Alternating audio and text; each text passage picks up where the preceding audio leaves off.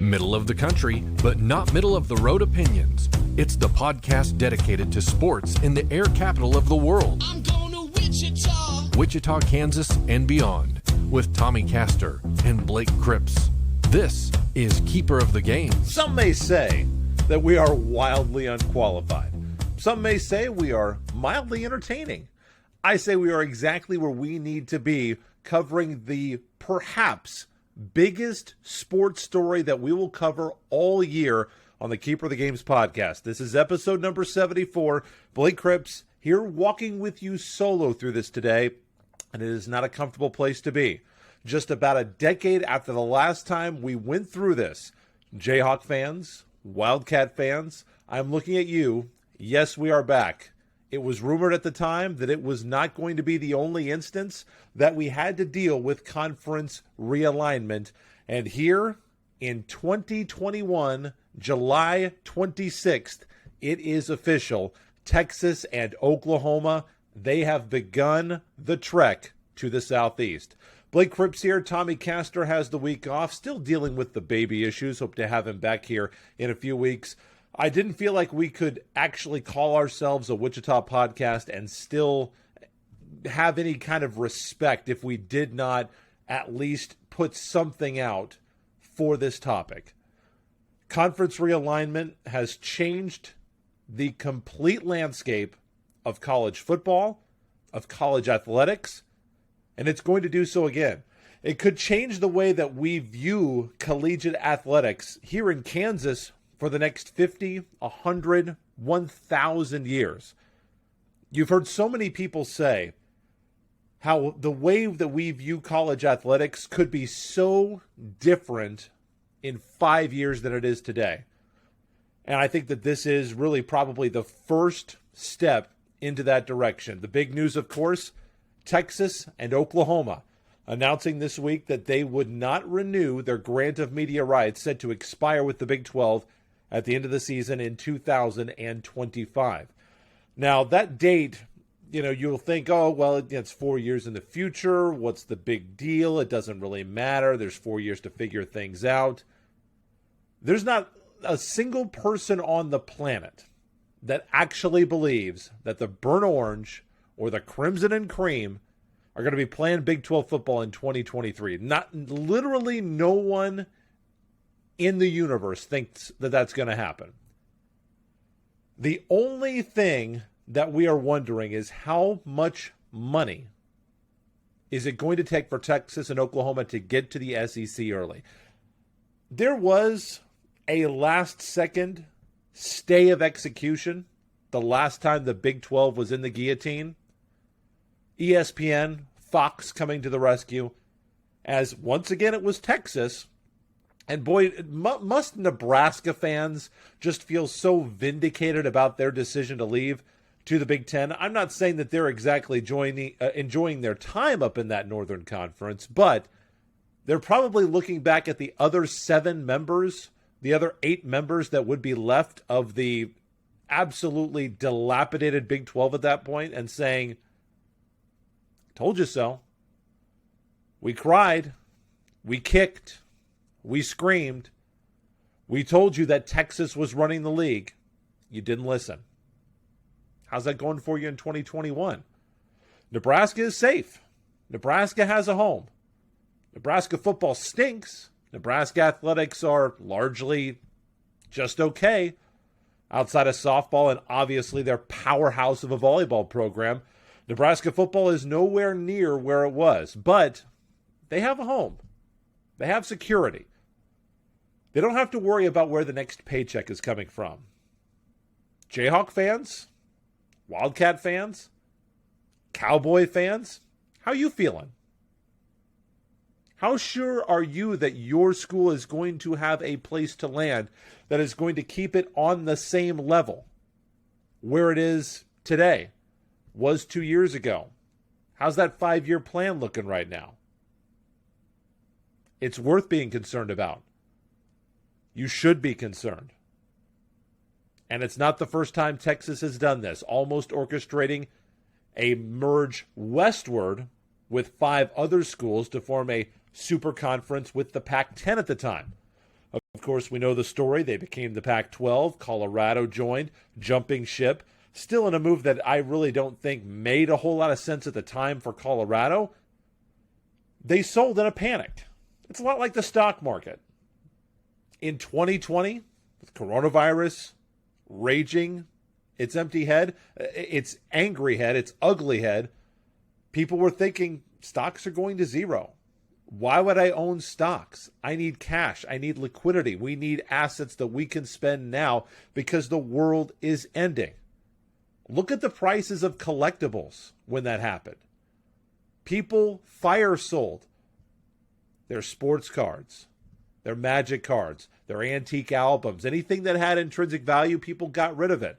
Of course, that wasn't the whole story. The economy came roaring back, and if you were able to buy on the dip of those, you made big money. That's kind of what Colorado did. They sold on the panic. Have they recouped their losses? Not sure. Colorado, again, has never reclaimed its glory that it once had in the Big 12, and certainly not even close to its national championship level status that it had in the Big 8.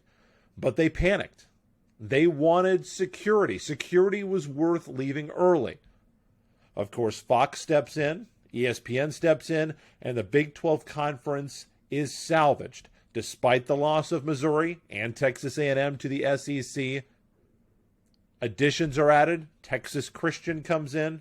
West Virginia comes in. The conference is stabilized and remains so until about 2 weeks ago when CBS reported that this could be happening. And now it appears that it is happening. It's important to look at this from a lot of different angles. I think that you've got to look at it for what does it mean for the schools that are left of the Big 12? What does it mean for Texas and Oklahoma? What does it mean for the SEC?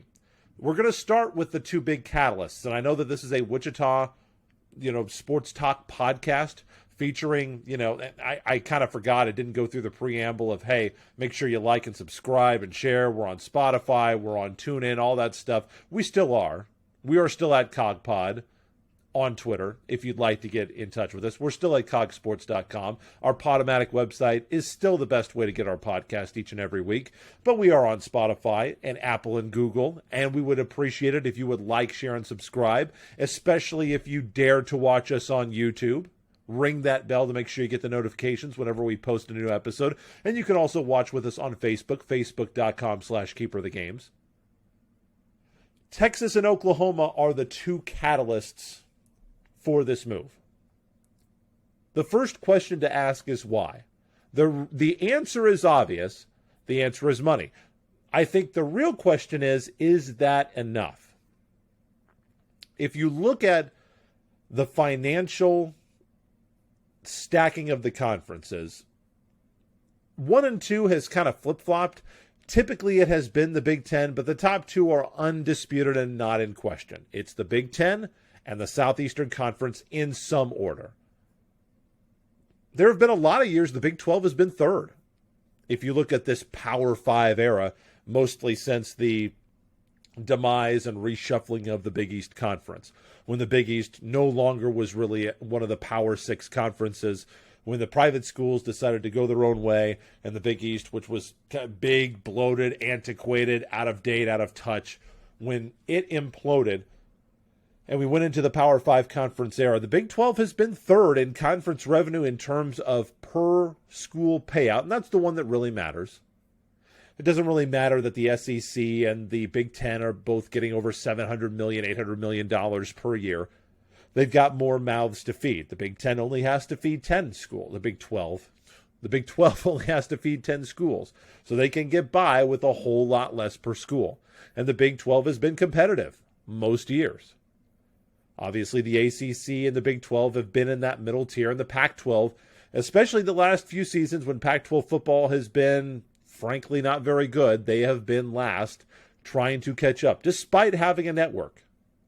People will look at the networks of not just the SEC network, but the Longhorn network as being maybe a catalyst for this change. And obviously the Big Ten network, the SEC network, paid dividends for those two conferences. The Pac-12 network hasn't really done the same for the Pac-12. ACC network, it's been okay for the Atlantic Coast Conference. Of course, the Big 12 doesn't have a network because, once again, because of Texas. So Texas and Oklahoma want to go to the SEC ostensibly for more money. It's been reported that the SEC payout, if they can add the Sooners and the Longhorns, could eclipse $60 million per school. $60 million. Now, obviously, Texas and Oklahoma, unlikely to get a full share of that revenue for the first few years. If there's anything that conference alignment has taught us, it is kind of how this works. The first few years, you get a half share. Did you know that Maryland and Rutgers still are not getting a full share of the Big Ten television contracts? Their first season of getting a full share from the Big Ten will be this year. Finally, for the Terrapins and Rutgers, they finally get a full share this year. There's no doubt that Oklahoma and Texas are a bigger deal than Rutgers and Maryland. Let's not kid ourselves there. Can they negotiate a better deal? Maybe they can. Probably they could. Will the SEC let that happen? I'm not sure. The SEC is pretty powerful. The SEC has pretty powerful member schools. But it would be naive to think that they would just walk in and start to tell the Southeastern Conference what they are going to do, I would think. So yes, they are going to get more money. There is no doubt about that. Texas delivers the entire state of Texas. I love how people always float like, well, I mean, if you bring Houston brings the Houston television market. Please. Nothing delivers. You know what delivers the Houston television market? The Burnt Orange does. Even as underperforming and as undeserving as their adulation has been and the attention has been for their football program over the last 5, maybe longer, probably longer years, Texas is still a brand to be reckoned with. Oklahoma's a little bit different of a situation. Oklahoma television market, you've got Oklahoma City, you've got Tulsa, there is population there. And Oklahoma does have a nationwide following. It does have a nationwide brand, especially Oklahoma football. Oklahoma basketball, it's regional. The other sports for Oklahoma, I'm sorry, Sooner fans, they're regional. They're not that big of a deal. Are they big in the Central Time Zone? Absolutely. Are they big in the Big 12? Absolutely. Oklahoma men's basketball is a big deal, especially when they're good in the Big 12. They're not a national brand. Buddy Hield was a national brand. To a lesser extent, maybe Coach Kruger was a national brand. Blake Griffin was a national brand. Oklahoma basketball is not. Oklahoma football is. Oklahoma football is a big, big, big, big deal. It's an attractive addition piece for the SEC. But the television market that Oklahoma brings is not going to be massive. However, when you combine Texas and Oklahoma together and you treat them as one big market, it's a lot of people. There are a lot of people in the northern part of Texas that root for Oklahoma. Don't kid yourself. There is a ton of crossover there between those two programs. And there is no doubt that the SEC would love to get, all apologies to you Aggie fans who think that the world revolves around you. It doesn't. The SEC would love to get a bigger share of Texas. Texas is a nationwide brand in every sport. Texas is a big deal in every sport. Texas baseball made the College World Series. Texas volleyball is huge. And I'm not bringing up these individual programs to say that they replace football. They don't. Nothing replaces football. If anything, if we've learned anything from conference alignment, it's that nothing replaces college football ever, period.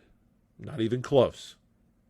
Not even Kansas basketball is going to insulate the Jayhawks from having to make a change. SEC didn't call Kansas. SEC doesn't really care about college basketball. They've got a couple of big teams. They know what's buttering their biscuit. It's not college basketball. It's not. It's never going to be. Even though Kansas is a basketball state and the Jayhawks' biggest moneymaker is always going to be Jayhawk basketball. And by the way, that's okay. Doesn't have to change. It's not going to get the Jayhawks an invite into the SEC. They don't care. So the question that you have to ask is not why this is happening, because we know why it's happening. We know it's because of football. The question is this a good decision for Texas and Oklahoma in the long term? They're looking at a dollar amount on a spreadsheet, same as Colorado did. Same as, maybe not Colorado. Colorado, I still believe to this day, was a panic move because they didn't want to end up in the Mountain West. Missouri was kind of a very similar move. Texas A&M, we all know why they moved. They moved because they hate Texas. They cannot stand Texas. They have been the only, to my knowledge, SEC school that has come out and basically said, get these bleepers away from us. We don't want them. We don't need them. And we don't like them. And we don't want them in our conference. We moved to the SEC to be the only school from Texas in the SEC. That was part of their brand. Did it work out? Yeah, I mean, they went to the SEC, had some success early.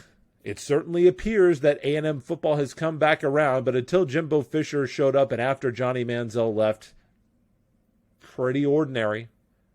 Not too exciting in terms of SEC football. For Oklahoma and Texas, will it be worth it in the long run? A difficult question to answer. Oklahoma is an SEC-ready football program right now, today.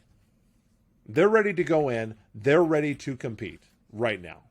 Look at what they have done over the last few years. They have been in and out, year in, year out. They have been not just a Big 12 powerhouse. They have been the dominant Big 12 football team, period. End of story. Look at what they have done in terms of conference championships in the Big 12. Since joining the Big 12, back when I was growing up, it's still fun. I love to tell this story. When I was growing up, I really started to pay attention to college football back in the early 90s. That was when I came about. I was watching Kansas. KU beat Oklahoma all the time. It wasn't uncommon. You look at Oklahoma, you think, God, I mean, they're okay. I mean, they went 6-6 in '94, and that was their best season until 1999. They went 7-5. Those into the Gary Gibbs era, Howard Schnellenberger for a year, and the years under John Blake were kind of ordinary. Then this guy named Bobby Stoops shows up. Big 12 Conference Championships, 2000, 02, 04, 3 straight starting in 06, 10, 12, and every single one since 2015. They have dominated the Big 12. What do you think the percentage chance is that they will go into the SEC and dominate the conference like that? In fact, let's not even consider the conference because they won't do that. Everybody knows that they won't do that. What's the chance that they would dominate the SEC West like that? What's the chance that they could just win the division like that? Let's look at that Southeastern Conference. Let's have a look at some of those schools on the western half of the league. And I don't have the divisions pointed up. Oh, actually, I do have them pulled up. Have you seen the SEC West? Because that's where Texas and Oklahoma are going to be. They're not going to be in the East, obviously. Are they better program than LSU? No, they're not. And maybe Oklahoma is. Maybe. They're certainly not better than Alabama. Certainly not better than Alabama. So you mean to tell me that you're going to go in, and Texas A&M is supposed to be real good this year. Texas A&M is supposed to be really good. And Auburn has shown at times, every once in a while, they can be the marquee program. Every once in a while, they can be. You think Oklahoma's going to go in and win a division 5 straight years? And how many titles has Oklahoma won in the Big 12? Like 13 of 15 or something like that. They've won 6 straight, 7, 8, 9, 10, 11, 12, 13, 14 championships out of 22. You're going to have, are you going to win the division 75% of the time in the SEC to get yourself to the SEC championship game, to get yourself into the college football playoff against Louisiana State and Alabama with Nick Saban still there? I know Nick Saban's getting old. You don't think that Alabama can go get the next guy ready? Not sure about that. Texas can't even beat Kansas some of these years. Texas is so far off its high of Vince Young prancing in the Rose Bowl in 2008. They are so far removed from that. The audacity of Texas to believe that they can possibly go to the SEC and make any kind of a dent with the state that their football program is in right now is laughable. It is a joke. Look at the SEC. In the Mac Brown era, they were a hell of a program. Still weren't good enough to beat Oklahoma many years, but they were a hell of a program. National championship 2005, made another national championship in 2009. They only lost, Mac Brown, he lost 2 of his first 3 bowl games, then lost the Holiday in 2003, but at least 10 wins every year from 2001 until 2009. Until the wheels started to fall off there in 2010, the year after the national championship, and Texas crashed to earth, where they have been for all but 1 year when Tom Herman won the Sugar Bowl. And not even that was enough to save his job at Texas. 7-3 last year for Texas. The year before that, 8-5, 7-6.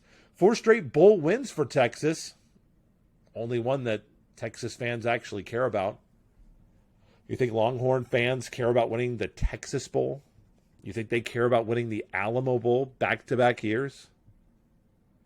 Texas is so far off of the pace to be a divisional champion. We're not talking about SEC champion. We're talking about just winning the West. Texas is not even close. Not even in the ballpark. Texas has struggled to beat KU the last 4 years, most of those seasons. You're going to walk into the SEC? You're going to walk into Auburn? And Alabama right now is and Louisiana State? Mississippi State has been nationally relevant. Mississippi has been nationally relevant the last few years. Texas A&M has been nationally relevant. They're expected to be relevant this year. I don't remember what that A&M Texas rivalry is called. I don't really care because I'm a Kansas guy, but A&M should be licking their chops to get them some Longhorn steak. Should be licking their chops, firing up the grill, finding the special seasonings, because Texas is ripe for the taking right now. If you're Coach Fisher, you got to pray that Texas is coming to the SEC, that you can give your alumni. There is nothing more that an A&M alum would love than to stomp the faces of the Longhorns in football each and every season. So if you're Texas and Oklahoma, and you got a pretty damn sweetheart deal in the Big 12, where if you're Oklahoma, how many schools you got to worry about in the Big 12 conference year in and year out? Probably 2 each and every year. And the good thing is it's not the same schools every year. Outside of Texas, who else has had a long, prolonged stretch of consistent play in the Big 12? Texas Christian ain't what they used to be. Baylor ain't what they used to be. Kansas State sure as hell ain't what they used to be. So you've got Oklahoma State, which you have proven. I don't have the Bedlam statistics up, but I have a good feeling that Oklahoma has won a lot more than they have lost in the Big 12 era of that series. Texas Tech hasn't been consistent at all. West Virginia hasn't been consistent at all. Of course, Kansas is a non-factor. Every once in a while, you'll get a program that'll bubble up, just like the Cyclones are right now. Cyclones are going to be pretty damn good this year. They're going to be a threat for a New Year's Six Bowl, for sure. 100% they can make a New Year's Six Bowl. I don't think they can make the playoff. I don't think they can even win the conference. I don't think they can beat Oklahoma, but they can make a New Year's Six Bowl for sure. 100% believe that the Cyclones are good enough to do that this year. But if you're Oklahoma, you probably got to worry about, in most years, 2 other schools that are going to be really good and challenge you. A lot of those years, they were Baylor and TCU. Maybe a couple of years, it's Baylor, and Kansas State's not that far away from being nationally relevant. Kansas State, every once in a while, is going to put together a season where they get 10 wins and they will threaten for a New Year's Six Bowl. I believe that Coach Kleiman's going to get the program back to that level. I don't think they'll ever get it back to where Coach Snyder had it. I don't think that's going to happen. But I think that if things stayed in the status quo, that Coach Kleiman would do that. I think that Kansas State, every 5 years, you could pencil them in for having a damn good run and a damn good shot if they could win out of making a run into the college football playoff. Now, Bill Snyder had some teams that were good enough to play in the college football playoff if it had existed. He had teams that were good enough to be nationally title relevant, national champion caliber teams. He had those. They just couldn't win the big game. They couldn't win the one game that they needed to win. They couldn't avoid the stumble. But Kansas State is a program that will do that. Iowa State, apparently it's their time to bubble up. Oklahoma State has proven that they can do that. Texas Christian has proven they can do that. But none of these schools do it consistently. So why are you going to trade a situation where you have to beat 2 schools in order to basically cement a lock for you in the college football playoff? And by the way, everybody wants to expand the playoff to 8 teams, so it's going to be easier to get in. It's going to be easier for you to get in.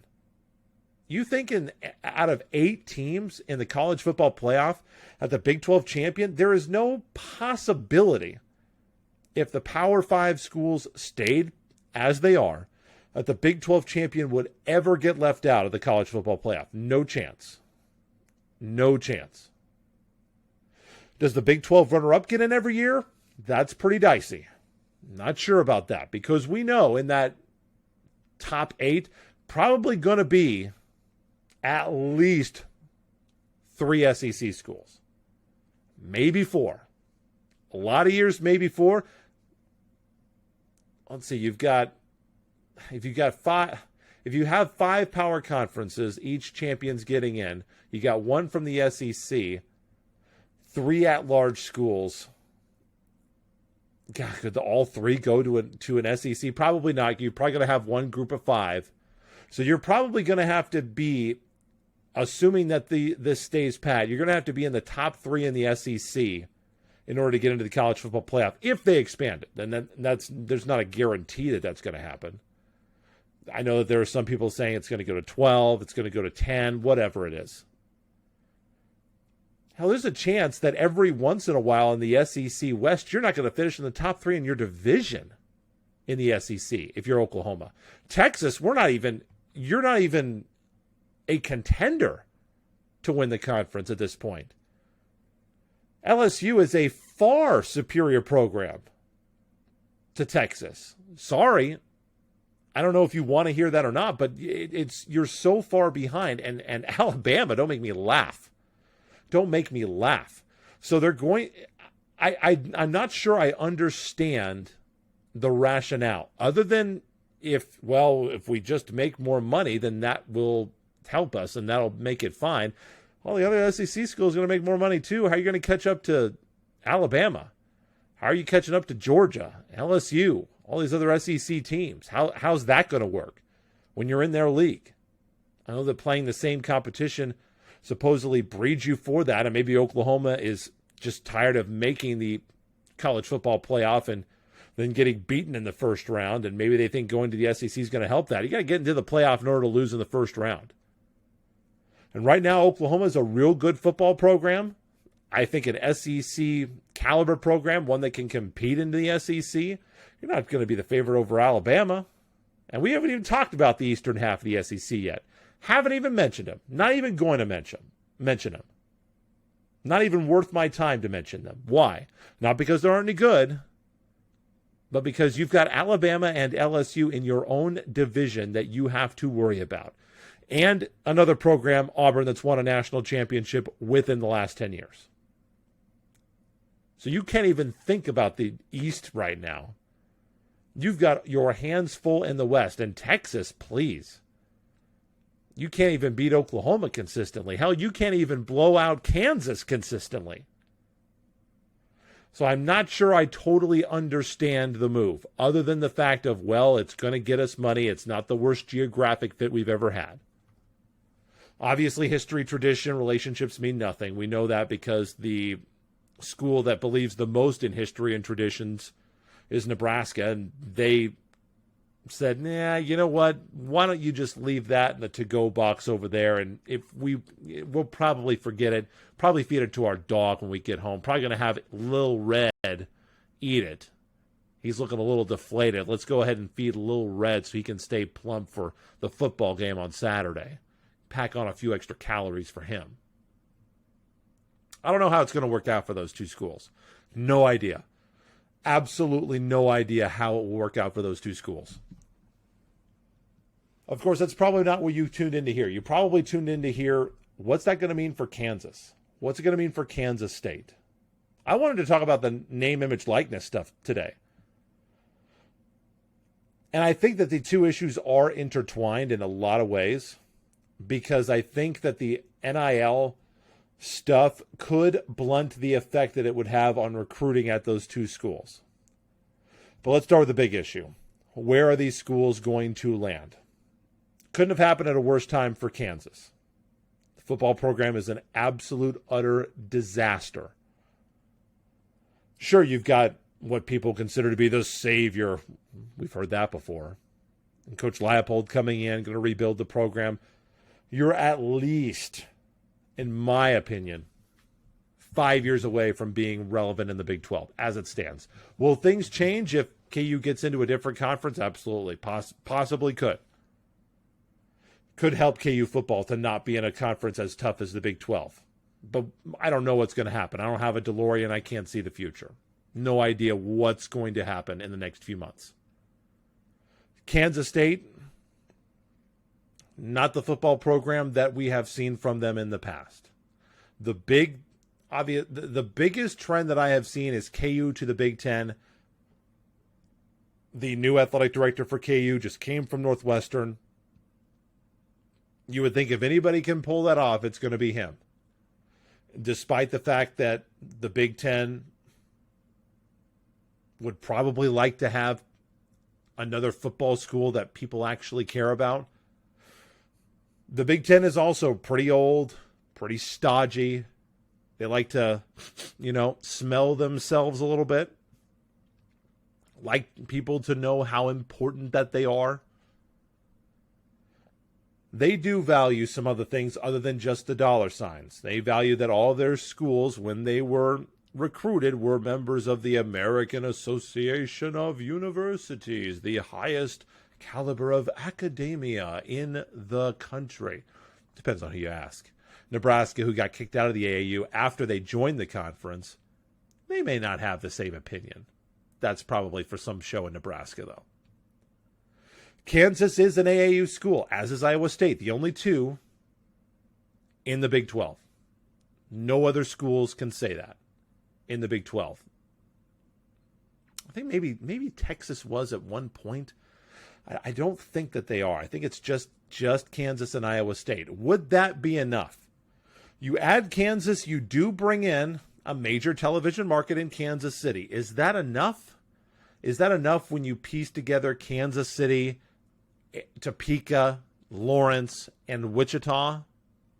I'm not sure. I don't know. I don't have the answer to that situation. I'm not a producer. I'm not an executive of Fox at the Big Ten Network. I don't know the answer to that question. I do know that KU does bring Kansas City in a different way than Kansas State does. Kansas State is a rural institution. Not that they don't have fans in Wichita. They got plenty down here. Not that they don't have fans in Topeka. Topeka's 50-50, 100%. mean, probably 45-45. I've always said it's 45% KU, 45% Kansas State, and the rest is Nebraska fans. There are Nebraska fans in Topeka, I am ashamed to admit. Kansas State, their reach is westward. Not that you don't have KU fans in Goodland or that you don't have Kansas State fans in Leavenworth, but the reach is eastward and westward, and eastward is where the dollars are. That's where the television eyes are. I don't know if KU basketball is a big enough jewel for the Big Ten to say, okay, we can sell this as getting a marquee basketball program, a program that probably would have won the national championship 2 years ago, but a program that's also seen its fair share of, let's be honest, a bunch of BS these last few years. Bill Self in the basketball program still under investigation. What's going to come of that now that NIL is a thing?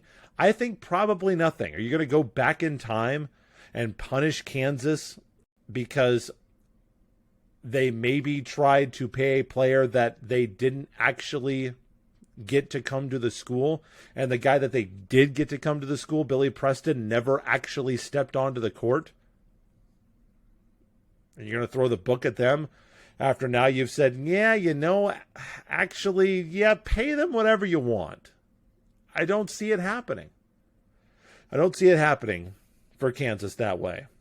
But the specter of the investigation would still hang over KU. It's not like KU has the sparkly clean image that maybe they would have if this alignment would have happened in, let's say, 2007, 2008, when the football program is good, KU is not in trouble.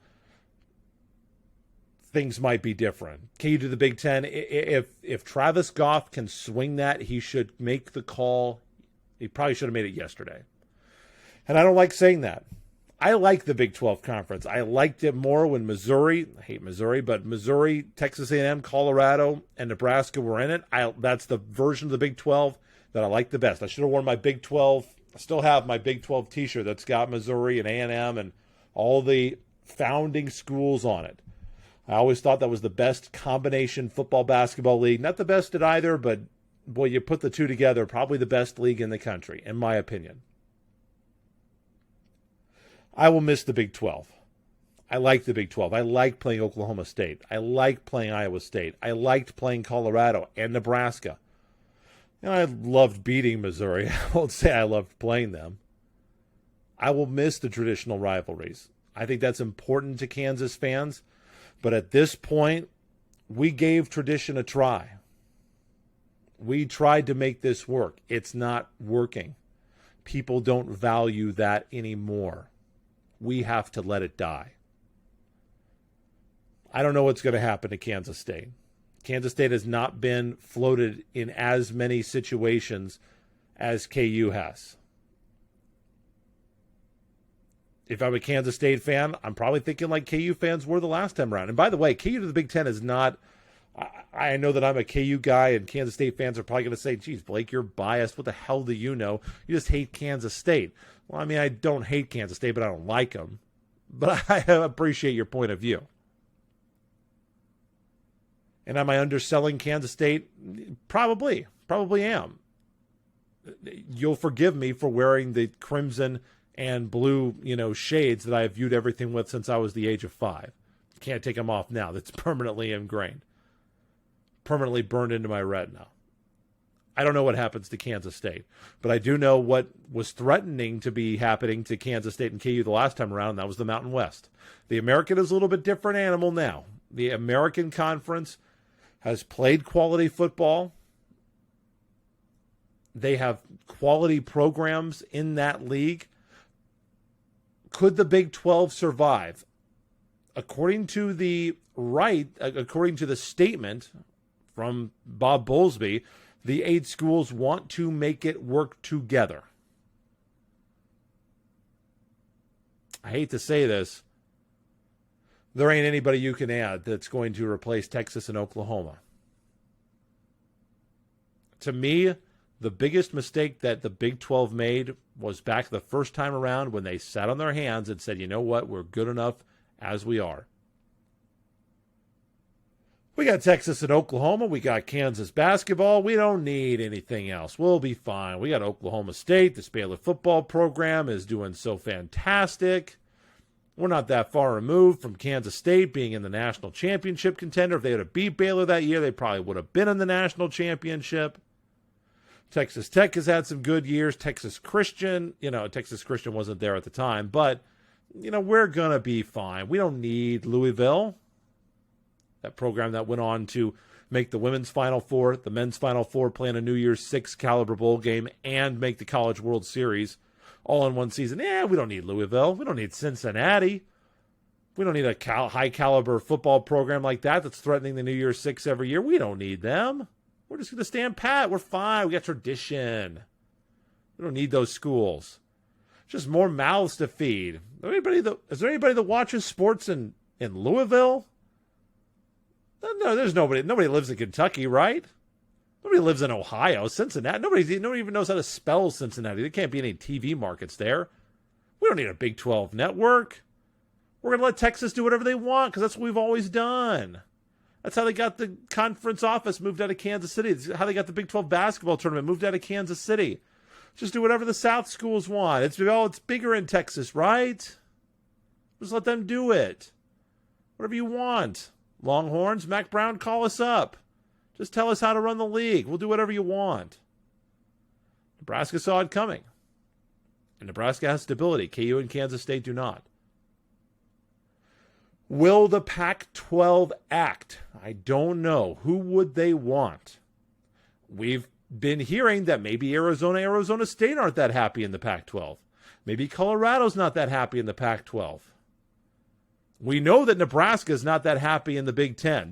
They plastered it everywhere when they called out the Big Ten and said, hey, we want to play football. We don't give a damn about your social distancing and doing what's best for the student athlete and all that. We're going to do what's best for Nebraska.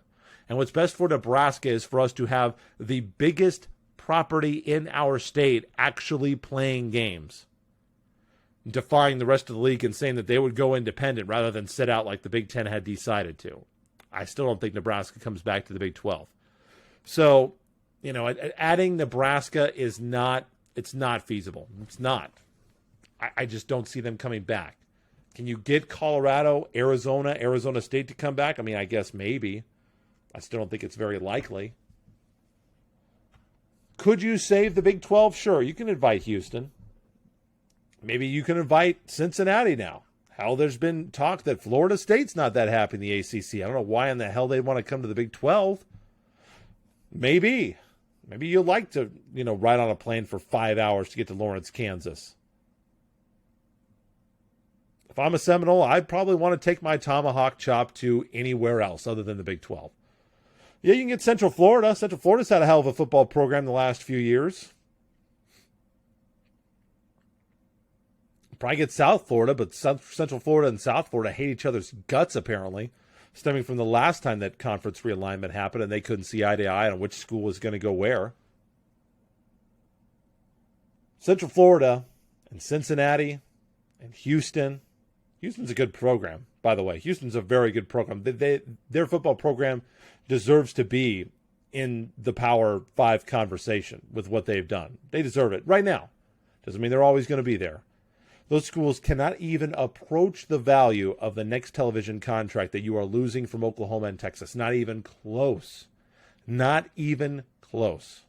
You would have to add probably 20 schools to make that up. Because if you added the entire American, Navy ain't making that up. They've got a nationwide fan base. Navy's not even close to Oklahoma or Texas. Memphis, come on. Cincinnati, come on. All these schools that you have in the American Conference that you could add for football, no way. They don't make up the difference. Would it keep the conference alive? Yeah, probably. What would the impact be if the worst case scenario happened? Let's say it's KU and Kansas State going to the Mountain West. It might not be as much as you think. Here's the reason. You've got name, image, and likeness on your side now. This is what I was hoping to talk about with Tommy today. Man, name, image, likeness. Did you see the new Wichita State commercial? Everybody came back for KU. KU basketball is going to be absolutely loaded. That's what I wanted to talk about today. Can't, because we're talking about conference realignment. There's always going to be money in the right situations for the right players in these schools. There's always going to be a big-time commercial for a big-time basketball player in Lawrence, Kansas. Until the day that I die, that will be the case. I believe that there is going to be a big-time donor in Manhattan that is going to say, yeah, I want to sponsor this guy for my car dealership, for my restaurant. I mean, do they have Carlos O'Kelly's up in Manhattan? You can't tell me that the next Colin Klein, Deuce Vaughn can't get a commercial up in Manhattan right now, please. And the players like that Kansas State needs in order to compete, to be a top 25 team, those kids are going to know that. Those kids are going to know that there is going to be opportunities at Kansas State that maybe there are not at some other schools. Now, they're never going to be as big as the opportunities of Alabama, where apparently the starting quarterback's going to make $900,000 in endorsements. They're not going to be like that. They're never going to be like that. Not even a KU men's basketball player is going to be worth that much money, I don't think. I mean, yeah, you're going to be doing commercials in, Wichita, Lawrence, Topeka, Kansas City, but it's not going to be that Alabama quarterback money. But it is going to be there. And with the foundations that Kansas State football, KU basketball have, maybe the impact might be blunted a little bit. I'm not sure that the advantage will ever go away. Best case for KU, I think, is the Big Ten Conference. Best case for Kansas State is the Pac-12 Conference. The unknown is the Kansas State Legislature. Of all of these schools that are married together, I don't think that there is any stronger desire to keep the two schools together than the Board of Regents would have to keep the Jayhawks and the Wildcats in the same conference, and that could be to the detriment of one or the other or both. Because I think it would be better for each team to be in a power conference, even if they are separate, than to be in a mid-major conference together. That's my opinion. It would be better for Kansas State to be in the Pac-12 and KU to be in the Big Ten than it would be for both to be in the Mountain West, or both to be in, whatever they'd call the American Big 16, or whatever the hell they'd call it. And by the way, after this, get rid of the Big 12 name. Just call the damn conference however many schools it is. The Big 12 name is done now. It's over with. The brand has died. You've lost all of them. I'm not saying that Kansas State, and to me, the iconic Big 8 schools, probably if they could go back in time, I don't know if they'd merge or not. They'd see, God, we like playing with one another. Maybe we can do something else and not add Texas, because, God, that's going to be a headache. I think that those 8 schools liked playing with each other. They liked associating with each other. But that doesn't matter anymore. The Big 12 has totally destroyed all of that. I've heard that Iowa State is a possibility for the Big Ten, according to the CBS reports. What does Iowa have to say about that? Do the Hawkeyes want the Cyclones to be in their league? I don't know. Aggies have made it very clear to everyone, including Jesus, that they do not want Texas in the SEC.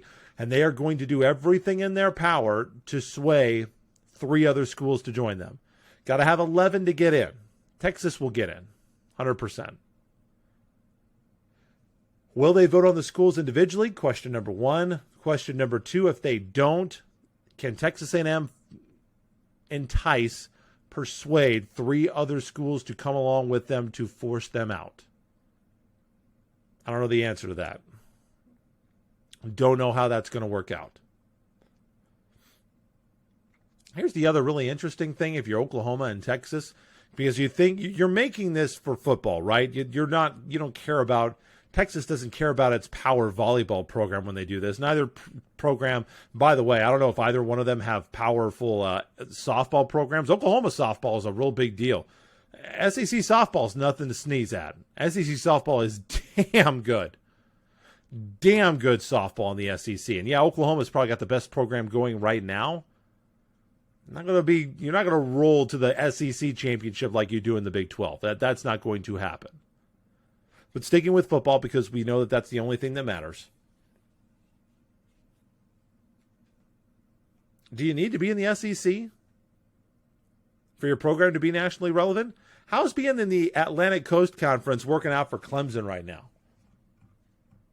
You think they want it in the SEC? If you asked Dabo Swinney tomorrow, and I'm going to look up Clemson Tigers football season by season, you know how good that they have been. I think Dabo would say, nah, we're staying in the ACC. You guys do all that. You're telling me, so you're telling me I got to win my division and then I have to play Alabama? Nah, no thanks. You're telling me I got to get through Georgia every year? And I realize that the Eastern Division of the SEC is a little bit in shambles right now, and I said I wasn't going to mention them, but Tennessee is horrible. Kentucky, laughable. Vanderbilt, laughable. Missouri, come on. South Carolina, you got Florida and Georgia. The world's biggest outdoor cocktail party is going to decide that East Division for a while. Yeah, Clemson could probably run through that, but why would they do that? And then you're going to have to play Alabama and LSU just to win your conference when you basically dominate the SEC, the ACC. Why do that? Clemson has won every ACC championship since 2015.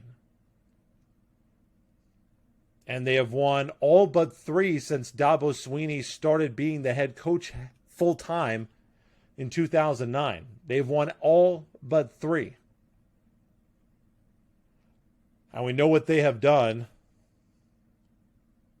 since 2015. Lost national championship, won national championship. Lost the Sugar Bowl, won the national championship. Lost in the national championship, lost in the Sugar Bowl. That's what they have done since 2015. They have won at least 12 games in each of the last 5 seasons, except for the one that we just passed, which was coronavirus. And they still won 10 in that one. They've won 14 games. Before the coronavirus season, they had won 14 games in 4 of 5 years. They had won at least 14 games. They've lost 7 games in the last 6 years. They don't need the SEC. Clemson has no reason to go to the SEC. Why? Why make things more difficult on yourself? You've proven you don't need the power of the SEC, which makes it even more surprising to me that Texas and Oklahoma are so hell-bent to get the hell out of the Big 12. I don't understand it. I don't understand it. Name, image, likeness could be a big factor for Kansas State and KU. Kansas State football and KU basketball, respectively. Still being able to attract the high-quality athletes they will need for those programs to compete nationally at the levels that they have come to expect. It's going to be easier for KU basketball. I'm not saying that because I'm a Jayhawk fan. I'm saying that because it's been proven that it can be done at the basketball level. Look at Gonzaga. Look at Villanova. Not being in a Power 5 conference in basketball is not that big of a deal. All you got to do is get the best players and get into the dance. You're going to be one of the top teams in your league. You're going to be a high-ranked team. You can win the national championship. It can be done. You don't have to worry about that if you are one of those kind of schools. It can happen for you.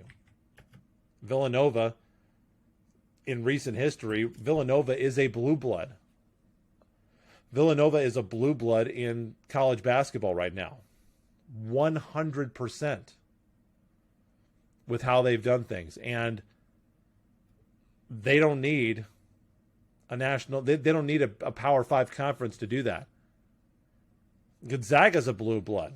Look at what they've done. Final Fours. They've been in 2 in the last 4. In the Final Four. They've got Elite Eights 4 since 2015. I mean, hell, they got more Final Fours than Kansas does over that span. And they're playing a bunch of DS teams. I'll let you fill in what DS means in the Western Conference, wherever how league that they're in, the West Coast Conference. There's no the level between the two leagues is so disparate, it's not even close. And they beat KU down last time they played them. They beat KU down. They were clearly superior. That's the only reason I say that KU basketball would suffer less, because Kansas State football, it is hard to do it in football. It is harder to do it in football. Doesn't mean it can't be done. Boise State found a way. Central Florida found a way. It can be done. Houston found a way to make it into a New Year's Six game. Kansas State could do that. I think Kansas State could be that kind of a program. If Coach Kleiman can get the players he needs, name, image, likeness is going to help that. Another question to ask, if you're a Shocker fan, which, by the way, name, image, likeness is helping you, and that new commercial with Morris Udeze and the surprise guest of Ron Baker, pretty good commercial. Pretty nice commercial, have to admit. If you're the Shockers, what's going to happen to you if the American Conference implodes because all the football schools go to the Big 12?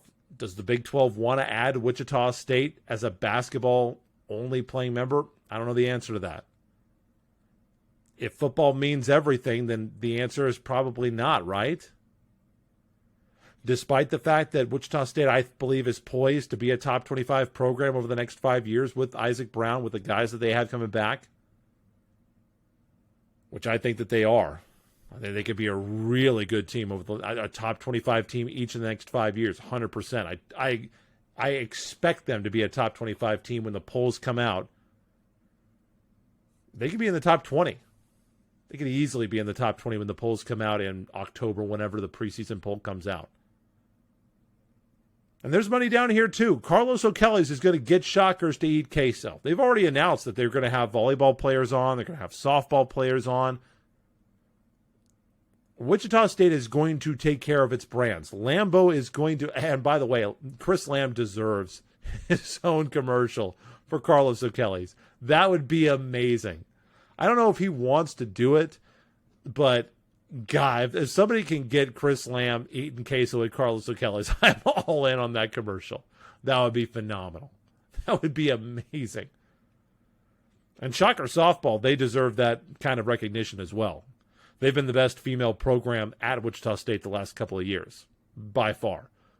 And they are poised for success big time in the American over the next, 4, 5, 6 seasons, I believe. So that's going to help Wichita State stay relevant too. But what happens if their conference, if their foundation is shifted as the football schools say, we need to go because for us, football matters. Wichita State made the decision, right or wrong, hate it or not, they made the decision that they can't be a football school right now. And when you do that, it puts you in a vulnerable spot. Unless you're a Gonzaga and you can figure things out, unless you're a Villanova and you can figure things out, Wichita State hasn't been quite at that level. They were pretty damn close when Greg Marshall was here. I think that Isaac Brown can get them too close to that level. It's pretty hard to do what Nova has been doing. It's pretty hard to do what Gonzaga has been doing. That's even if you're a blue blood. I mean, look at what UCLA has been doing. UCLA isn't even close to being what Gonzaga and Villanova are. They should be kicked out of the blue blood club. They're not anymore. Indiana's time as a blue blood, it's over. It's over with. They're not even the cream of the crop of their league right now.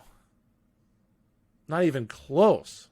They're not half the program that Wisconsin is right now. So it can, blue blood status can come and it can be taken away. Can Wichita State step up to that? I don't know the answer to that. That's a little bit further than I want to go here in this show. What I do know is that college athletics are changing, and that if you're Kansas State and if you're Kansas, you may want to stick around with the Big 12 for history, tradition, for geography. I get all that. I'd find a spot. And if that means it's the Pac-12, even if I'm Kansas, go for it. And if it's the Big 10 for Kansas State, go for it. If I find one of those conferences that wants me, I go. I go today. I go tomorrow. I go next week. I go at any time. Even if the Big 12 was able to poach all the good schools from the American, I still go. Because the name recognition that you will get from Kansas State playing, Kansas State could have a damn good football schedule in the Pac-12. Playing Oregon, playing Stanford. The Pac-12 is not going to be a bad football conference forever. USC is going to come back. I don't know if they'll ever be the USC that Pete Carroll had them at. I don't know if the Pac-12 will ever be what they were when they were the Pac-10 back when, they had USC dominating and so nationally relevant. But I think that the Pac-12, they're not always going to be as far behind as they are now. So if I'm Kansas State, I go. If I'm KU, I go. If you can get a package deal to the Big 10 for the Sunflower Showdown schools, take it. Take it. Because I want to have a roof over my head. If I'm Travis Goff, if I'm Kansas State, if I'm Chris Kleiman, if I'm Bruce Weber, I want to have a roof over my head. I don't want to be fending out in the cold in the scraps when the carousel and the music stops of conference alignment and be forced to go to the back of the line because you don't know who you're going to find there. I'd rather be on the ride. Doesn't mean it's going to work out for everybody who goes. Nebraska hasn't been the program that they have been. Grass is not always greener when you leave. Texas A&M and Missouri had great success early in football. Since then, not so much. Not real great. Hasn't been real great for Colorado. Hell, hasn't been real great for Texas Christian. Hasn't been that great for West Virginia. Coming to the Big 12. They did it out of necessity. So making the move might not be the best thing. And it might not be for Texas and Oklahoma. But they've made their decision. Everybody else is just reacting. So that is our show for today. However, just because I'm doing solo doesn't mean that we don't do all of our normal segments. We are still going to go and hit the music because this is the time that we do our Wichita Whip Around. Even though it is only me, even though I'm the only one here, we're still doing it because there is a big story. I don't know if any of you have been watching the Olympics. I love how I hit the music and now the music is just going live. It's been in preview this whole time, but now when I need it, I don't have it. Phenomenal. At least I have the open. I don't know why we missed going live in the first place. There's the music. Y'all been watching any United States softball recently? As you watch this, the gold medal game has probably already taken place for USA softball, but Kelsey Stewart from right here in Sedgwick County, a former Mays High School star, with the walk-off home run to send the Americans to the gold medal game against Japan, a 2-0 winner for Team USA. What an unbelievable story for Kelsey Stewart. Team USA is playing Japan. Probably the game is already in the books as you are listening and watching to this, as they are playing early Tuesday morning here in America. I think that this game is going to be on NBC Sports Network. I'm not 100% sure. Obviously, it's the first time that softball has been in the Olympic program for a number of years. This is one of those events that the USA has kind of been counting on for a number of seasons. Remember the huge heartbreak, the last Olympic Games for softball. And they said that they took it out because the Americans were too dominant, were winning too many gold medals. The Americans lost that last gold medal game to Japan. They had to settle for silver as the Olympics rode off into the sunset. Now they are finally back. Finally back, and how awesome it is to have a Maze Eagle here leading the program and leading the Americans forward. Absolutely phenomenal for her. Kelsey Stewart, walk-off home run in the last qualification game for U.S. softball. They are taking on Japan in the gold medal game, and that's coming up. I've been all over the Olympics. I know that there's other Wichita connections. Probably should have brought those up, but that's going to be all that I have time for today. But best of luck to them. If I had the fortitude to wake up and watch them, I would. But I got to go to sleep. In fact, I recorded this late tonight because I wanted to watch the Olympics tonight, and I did. Phenomenal. All over. I'm going to be all over gymnastics for the women's team competition. All over it. Cannot wait to watch that. Going to be phenomenal. That is our show. The episode is in the books. Not a very fun show. I hope that you were entertained.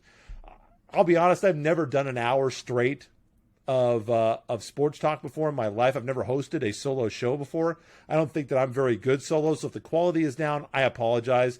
I've literally never done anything like this. I did used to get paid to play video games for a living. I made $15 an hour. I don't think any of my clips are still around, so don't try to look for them. But, I did talk about the game and play it, for us nerds for an hour. I've never done anything like this before. So I appreciate you being patient. I appreciate you allowing Tommy to get the time off for his family. Our next show is going to be on the eve of college football, is when we are coming back to you. We're going to be off on hiatus. Tommy would like a little extra time with the kid. If there is something just absolutely massive, I may come on for an emergency episode. But KU football starts up September 3rd against South Dakota. So right around that Labor Day weekend. Checking the Kansas State sports schedule, seems like they are starting a week earlier, if I am not mistaken. If they do, we will come on a week earlier because I would like, September 4th against Stanford. So that first week of September, when the season starts, target August 30th. August 30th for our return to the airwaves. So we're off for August. We are on hiatus. Tommy needs time with the baby, and I totally respect and appreciate that. I just felt like if we weren't going to do a show on this topic, we might as well not have a show. This literally, I believe that this is the biggest topic that we will cover this year on the podcast. I wish it wasn't so. I mean, unless Kansas State football wins a national championship, I don't even think a KU national championship would be bigger than this. If Kansas State football wins a national championship, sure, I'll back off and say that was bigger. This is probably the biggest story that we will have in sports this year in this country, maybe outside of the controversy surrounding the Olympics. Other than that, this is it. I wish that it was better. I wish that KU and Kansas State were in a stronger position. It's out of our hands now. Our eyes are on Texas. We are off for August. Look for us again August 30th for our official football preview. Colleges, professionals, and if we have time, maybe a little high school look as well. Because I do know one thing I do want to do when we come back is we're going to reach out to my good friend, Joanna Chadwick. I want her on the show. I am going to make sure that happens. I'm going to get her on this program. So that's the plan. We will be heavy into football. The Royals stink, so we don't care about them anymore. Sorry, Royals fans. But August 30th, August 31st, the week of the 30th, look for our next show. Appreciate you guys watching. For all of our dear beloved audio listeners, you can find my Twitter handle at BECripps. Of course, you can connect with us at CogPod on Twitter, and of course, Facebook.com/KeeperTheGames, and just search for Keeper the Games on YouTube if you want to watch this, if you dare. Since I'm the only one on this show, there's literally no redeeming video quality about this show, so I don't know why you'd want to watch it. But if you do, we still love and appreciate you for that, so thank you very much. That is it for our producer, engineer, and father in training, Tommy Castor. I am Blake Cripps. You have been watching Keeper of the Games.